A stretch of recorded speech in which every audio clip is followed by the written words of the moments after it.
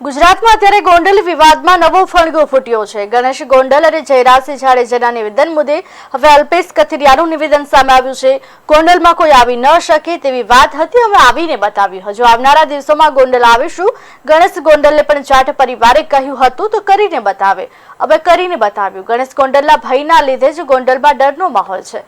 હવે ગોંડલ છોડીને નથી ભાગ્યા, અમારે જ્યાં ફરવાનું હતું ત્યાં ફર્યા તેવું નિવેદન આપ્યું છે।